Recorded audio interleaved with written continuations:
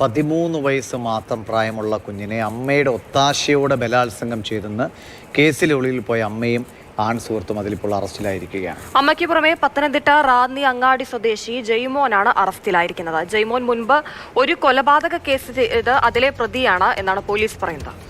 CK ഫിലാൽ വിവരങ്ങളുണ്ട്. ഫിലാൽ, എത്രമാത്രം crime വാർത്തകളാണ് ഇപ്പോൾ വന്നുകൊണ്ടിരിക്കുന്നത്. അതിൽ ഏറ്റവും ഞെട്ടിപ്പിക്കുന്നതാണ് 13 വയസ്സുകാരി അമ്മയുടെ അനുവാദത്തോടുകൂടി പീഡിപ്പിക്കുക, അമ്മയും ആൺസുഹൃത്തും ആ കേസിൽ അറസ്റ്റിലാവുക.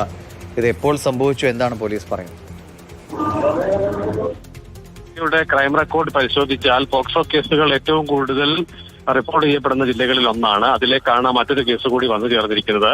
ഈ കേസിന് ആസ്പദമായ സംഭവം ഉണ്ടായത് കഴിഞ്ഞ സെപ്റ്റംബർ മാസത്തിലെ ഒരു ദിവസം പത്തനംതിട്ടയിലെ ഒരു ലോഡ്ജ് മുറിയിലാണ്. തിരുവനന്തപുരം സ്വദേശിനിയായ 13-കാരിയെ അമ്മയുടെ സുഹൃത്തായ റാന്നി അങ്ങാടി സ്വദേശി ജയ്മോൻ ഇവിടേക്ക് കൂട്ടിക്കൊണ്ടുവന്ന് അമ്മയുടെ സാന്നിധ്യത്തിൽ പെൺകുട്ടിയെ ലോഡ്ജ് മുറിയിൽ ലൈംഗികമായി പീഡിപ്പിച്ചു എന്നുള്ളതാണ് പരാതി.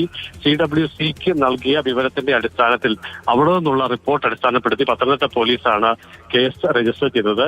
ഇതിന്റെ വിവരങ്ങൾ അറിഞ്ഞ് പോലീസ് തേടിയെത്തും എന്നുള്ള സൂചനകളെ തുടർന്ന് പെൺകുട്ടിയുടെ അമ്മയും അവരുടെ സുഹൃത്തും കർണാടകത്തിലേക്ക് മുങ്ങിയിരുന്നു. പത്തനംതിട്ട പോലീസ് കേസ് രജിസ്റ്റർ ചെയ്ത് പെൺകുട്ടിയുടെ വിശദമൊഴി രേഖപ്പെടുത്തുകയും പിന്നീട് ഇവരെ അവിടെ നിന്നും പിടികൂടുകയുമാണ് ഉണ്ടായത്. പെൺകുട്ടിയുടെ അമ്മയും സുഹൃത്ത് ജയ്മോനുമാണ് അറസ്റ്റിലായിട്ടുള്ളത്. ഇയാൾ മുൻപൊരു കൊലപാതക കേസിൽ പ്രതിയായിട്ടുള്ള ആളാണ്.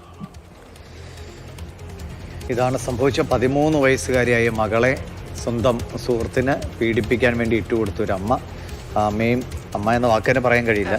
ആ സ്ത്രീയെയും അവരുടെ സുഹൃത്തിനെയും അറസ്റ്റ് ചെയ്തിട്ടുണ്ട്. ഇപ്പോൾ അഭിലാൽ പറഞ്ഞൊരു കാര്യമാണ്, നമ്മളത് ഇടയ്ക്ക് സംസാരിച്ചാണ്. ഈ കഴിഞ്ഞ കുറച്ച് നാളുകളായിട്ട് ഏറ്റവും കൂടുതൽ ക്രൈം വാർത്തകൾ വരുന്ന ഒരു ജില്ല, അതിൽ പ്രത്യേകിച്ചും പോക്സോ കേസുകൾ ഏറ്റവും കൂടുതൽ റിപ്പോർട്ട് ചെയ്യപ്പെടുന്ന ജില്ലയായി പത്തനംതിട്ട മാറിയിരിക്കുന്നു എന്നതാണ്. അതിലെ ഏറ്റവും ഒടുവിലത്തെ കേസാണ് ഇപ്പോൾ വന്നിരിക്കുന്നത്.